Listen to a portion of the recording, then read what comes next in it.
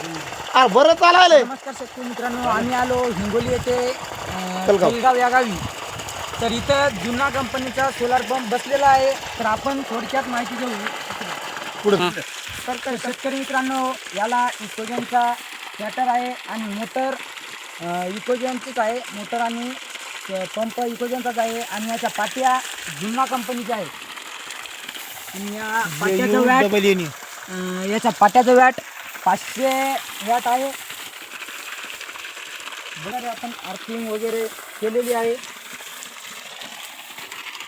वीजरोधकची motor लावून